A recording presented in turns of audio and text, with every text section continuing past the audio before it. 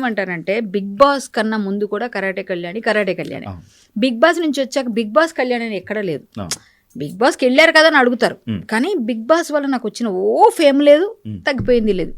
ఇంకా చెప్పాలి, నేను ఎప్పుడు నాకున్న ఆ ఫేమ్ అండ్ నేమ్ ఇంకా అలా క్యారీ ఫార్వర్డ్ అవుతుంది, ఇంకా ఇంకా పెరిగింది తప్ప దానివల్ల నాకు కష్టమేం జరగలేదు. కానీ బిగ్ బాస్ ముందు నేను కొంచెం బిజీగా ఉన్నాను, డబ్బుల పరంగా సంపాదిస్తున్నాను బాగా, సినిమాలు సీరియల్స్ చేస్తున్నాను. వీళ్ళు చేసిన పెద్ద ఇదేంటంటే ఒక అగ్రిమెంట్ రాయించి కొన్ని నేను చేస్తాను అన్నప్పుడు అప్పుడు వచ్చిన వెంటనే మనకు ఫేమ్ ఉంటుంది, బాగా అడుగుతారు. అలాగే నాకు వచ్చాయి చాలా. అప్పుడు నన్ను కొన్ని రోజులు వీళ్ళు హోల్డ్ చేసేయడం వల్ల నాకు వచ్చే ఆఫర్స్ పోయినాయి. ఇదైతే బేషరతుగా ఓపెన్గా ఎక్కడని చెప్పొచ్చు, అది ఎందుకంటే నిజం అదే. సో దానివల్ల వీళ్ళేమో పిలిచి మేము సీరియల్స్ ఇస్తాం, సినిమాలు ఇస్తాం, లేకపోతే ఏదైనా షోస్లో పెడతాం అంటారు. ఇప్పటిదాకా పిలిచి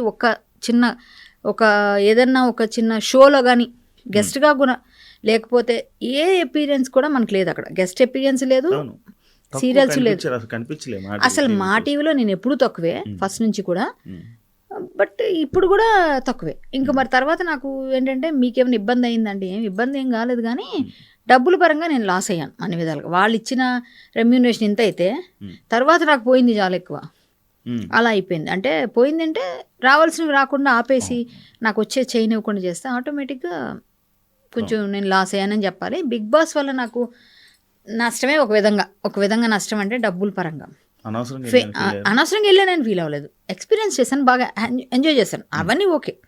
నేను ఎక్స్పీరియన్స్ ఎంజాయ్ చేశాను. బిగ్ బాస్ అనేది ఒకసారి చూడాలి, అది ఏంటి అన్నది అయినా సరే ఒకసారి వెళ్ళాలి కదా. ఎక్స్పీరియన్స్ చేయడం అయితే చేశాను, బాగుంది, నాకేమీ దానిలో ఎక్కడ తేడా కనిపించలేదు. అందుకే నేను బిగ్ బాస్ గురించి ఎవరు మాట్లాడి నేను ఫైట్ చేస్తాను, తప్పు అలా మాట్లాడద్దు, అలాగా ఇలాగా అంటే నేను గట్టిగా అంటా. కానీ కొంతమందిని మొన్న పంపించడం నేను కూడా బిగ్ బాస్ మీద సీరియస్ అయ్యా, ఎందుకంటే ఇలాంటి వాళ్ళని పంపించొద్దు మీరు. ఇక ముందు జనాల్లో వ్యతిరేకత వస్తుంది, బిగ్ బాస్ అంటే కొంచెం పేరు రావాలి అంటే చూస్తున్నారు, 1 year వెయిట్ చేస్తున్నారు మీకు బిగ్ బాస్ కోసం. నేను కంటెస్టెంట్ అవ్వాలనుకున్నప్పుడు వాళ్ళకు ఒక విలువలు ఉండాలి అన్ని విధాలుగా. నేను కూడా చెప్పాను, సజెషన్ చేశాను, నేను డైరెక్ట్గా మాట్లాడాను, ఫైర్ అయ్యాను, ఫైట్స్లో బయట డిబేట్స్లో పాల్గొని ఏంటి ప్రాబ్లం అని కూడా చెప్పాను. At the same time Bigg Boss ఎంత మంచి ఉంది, ఏ విధంగా పనికొస్తుందో కూడా నేను బ్యాలెన్స్ చేశాను. నేను వాళ్ళకేం వ్యతిరేకని గాను, అలా అని చెప్పేసి నేను వాళ్ళనేమి కొన్ని విషయాల్లో నేను తప్పు చేస్తే వెనక్కి వేసుకొని రాను. ఒకప్పుడు సిపిఐ నారాయణ గారు ఇది ఒక హౌస్ బ్రోతలాస్ అట్లా మాట్లాడితే ఆయన మీద నేను సీరియస్ అయ్యి గట్టిగా నేను ధ్వజమెత్తా.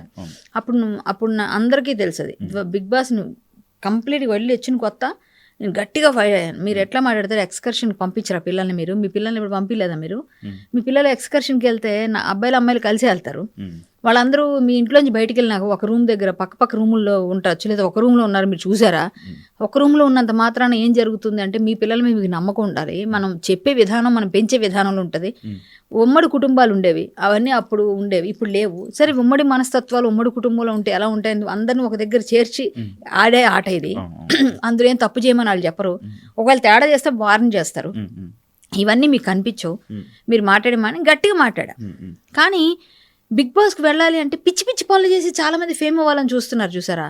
అలాంటి వాళ్ళందరినీ మీరు తీసుకొచ్చి బూతులు మాట్లాడితే అవి చేస్తే ఇవి చేస్తే అంటే రేపు పొద్దున అలాంటి వాళ్ళే కదా తయారవుతారు ఇంకా.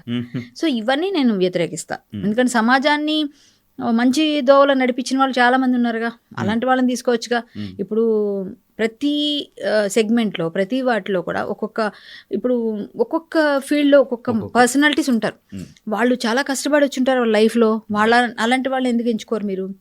చాలా మంది ఉన్నారు కదా. అలా మీరు ఫిల్టర్ చేస్తే మాలాంటి ఎవరైనా తెలిసిన వాళ్ళు మేము ఒక 4 సజెస్ట్ చేస్తాం, శివకు తెలిసిన వాళ్ళు 4 సజెస్ట్ చేస్తాడు, మీకు అందులో ఒక్కరిని తీసుకోండి, మీకు సూటబుల్ అనిపిస్తే దానిలో మీరు కంటెస్టెంట్లను ఎవరెవరిని ఎంచుకోండి. అది సమాజానికి పనికొచ్చే విధంగా పనులు చేసిన వాళ్ళు అయితే వాళ్ళకి కూడా ఫేమ్ వస్తుంది, జనాలకు పరిచయం చేసిన వాళ్ళు అవుతారు.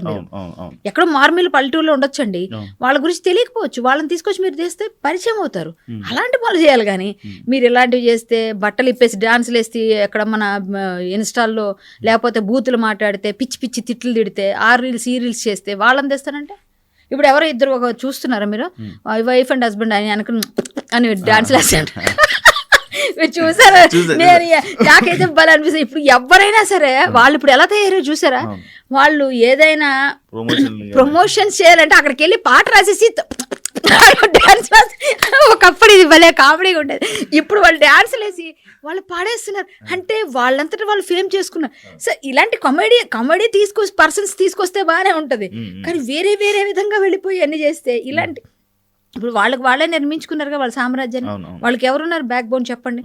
అది కూడా ఒక చిన్న యూట్యూబ్ లో, ఒక చిన్న ఇన్స్టాగ్రామ్ లో, చిన్న ఫేస్బుక్ లో వాళ్ళు ఏదో చేసుకొని వాళ్ళు చేస్తే జనాలకి అంటే ప్లీజ్ ఒక సబ్స్క్రైబ్ చేయండి, 500 లైక్స్ అవుతాయి. నాకు నేను కూడా చెప్పి చేయడం ఎలాంటి వాళ్ళు ఎంకరేజ్ చేయండి. పాపం వాళ్ళ సరదా, ఆ పాప వెనకాతను హస్బెండ్ వాళ్ళ తాపత్రయం ఈ మధ్య జబర్దస్త్ లో కూడా కనిపిస్తున్నారు. అంటే ఏదైనా చేస్తే ఆనందకరంగా ఆరోగ్యకరంగా ఉండాలి, అంతేగాని పిచ్చిగా ఉండకూడదు. అది నేను చెప్పేది.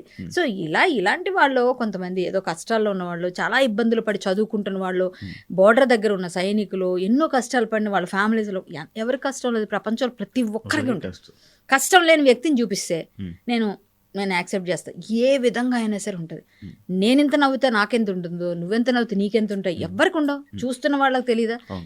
ప్రతి ఒక్కరు కష్టం ఉన్నారు. ఆ కష్టంలోంచి బయటికి రావాలని ఒక పోరాటం ఉంటుంది కదా, దానికి సపోర్ట్ ఇచ్చినప్పుడే అవతల వాళ్ళకి వీళ్ళు దేవుళ్ళ కనిపిస్తారు. మీకు ఏం నచ్చలేదు ఈ సీజన్ లో?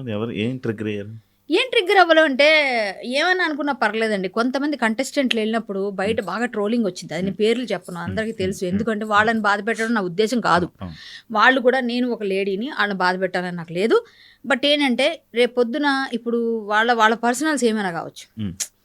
అక్కడ నాగార్జున గారు ఒక పాట వాళ్ళ గురించి ప్లే చేసి అది అంత ఆ ప్లాట్ఫామ్ మీద అవసరం లేదనిపించింది. స్ట్రైట్ ఫార్వర్డ్ చెప్పాను. బయట తప్పేముంది, మీకు తెలుసు నేను ఎవరి గురించి మాట్లాడుతున్నాను. సో ఆ నాగార్జున గారి స్టేటస్కి అలాంటివన్నీ ఆయనతో చేయించడం వీళ్ళకి కరెక్ట్ కాదు, ఆయన చేయడం కూడా కరెక్ట్ కాదు. వాళ్ళు వెనకపడి తీసుకొచ్చి అంత పెద్ద ఇదే లేదు అక్కడ. ఏముంది నాకు అర్థం కాలేదు, ఎందుకు అట్లా అయిపోతుందో నాకు అర్థం కాదు. నేను చూపిస్తా చాలా చాలా గ్రేట్ పీపుల్ని, గ్రేట్ పర్సనాలిటీస్ని చూపిస్తాం మేము. మీరు అడగండి ఒక్క మాట. మీకు మమ్మల్ని అడగడానికి ఇబ్బంది అయిపోతే మీరు ఓపెన్గా ఇలాంటి కేటగిరీ వాళ్ళు కావాలని మేము చెప్పిన కొంచెం తీసుకొని లైన్ పెట్టండి. వాళ్ళు అప్లికేషన్స్ పెట్టుకుంటారు. కానీ అసలు ఎంతో కష్టపడి తిండి తిప్పలు లేని వాళ్ళు కూడా ఎంతో కష్టపడి ఎన్నో విషయాల్లో సాధించిన వాళ్ళు ఉన్నారు. ఇలాంటి వాళ్ళని తీసుకురాకుండా మనం ఎవరెవరినో తీసుకొచ్చి వాళ్ళు పాటలు వేసి వాళ్ళ డ్యూయట్లని మనం బిగ్ బాస్ దీనిలో చూపించి అసలు ఏమైనా అర్థం ఉందా? అక్కడ నేను ట్రిగ్గర్ అయిపోయాను. ఇంకొక అమ్మాయి ఏదో అమ్మాయి ఏం తిట్టిందో, వాళ్ళ అక్క తిట్టిందో, ఏం జరిగిందో తెలియదు, కానీ వాళ్ళ అక్క చెల్లెలు కష్టమో ఏదో పడుతున్నారు. వాళ్ళ తిట్లు ఒక రాత్రి ఫేమస్ అయిపోయారు. ఆ తిట్లకి పాపం ఆ పిల్లని తిట్టిన వాళ్ళు ఉన్నారు, ఏదైనా కానివ్వండి, ఆడపిల్ల ఏం చేసుకుంది, ఏదో కష్టపడి వచ్చారు, పిలిచారు. సరే ఇట్లా ఏమవుతుందంటే రేపు పొద్దున ఇంకో 10 మంది ఇంకో తిట్లు తిడతారు. రాని ఆడవాళ్ళు కూడా నేర్చుకుంటారు, బూతులు నేర్చుకొని మాట్లాడితే మీకు బిగ్ బాస్కి వెళ్తాం. అది ఒక ల్యాండ్ మార్క్ అయిపోద్ది కదా, మనం సెట్ చేయకూడదు కదా అట్లా. సో ఇలాంటివన్నిటిని నేను వ్యతిరేకిస్తా. అదే ఇప్పుడు ఎవరో ఒక అబ్బాయి వేదం అంతా కూడా మొత్తం బట్టి 50 రోజులు ఎంత కూర్చొని చాలా కష్టమైన ప్రక్రియ, దండ ఏదో అన్నారు, దానికి గుర్తులేదు నాకు, సంథింగ్, నాకు అంత నాలెడ్జ్ లేదు దానిలో. సో కానీ ఒకటి ఆ కాశీలో ఆయన చేశారు. ఆ ప్రక్రియకి ఎన్ని సంవత్సరాల నుంచి, చిన్నప్పటి నుంచి ఆయన అలా నేర్చుకుని ఒక్క మంత్రమే మాకు గుర్తులేదు. ఒక మంత్రం గూగుల్ కానీ దాన్ని ట్రాన్స్లేట్ చేయడానికి కానీ దాన్ని ఫిట్ చేయడానికి కూడా కష్టమట. అంటే అట్లాంటి కష్టమైంది హ్యూమన్ బ్రెయిన్లో అన్ని సంవత్సరాల నుంచి నేర్చుకొని ఆయన 51 years అంటే 17 years అబ్బాయి. ఇప్పుడు ఆయనకి ఒక సిల్వర్ దండం ఇచ్చి ఒక 4-3 ఉన్నారు. అందులో ఇప్పుడు కొత్తగా ఇతను చేరాడు. అంటే మొత్తం భారతదేశంలోనే.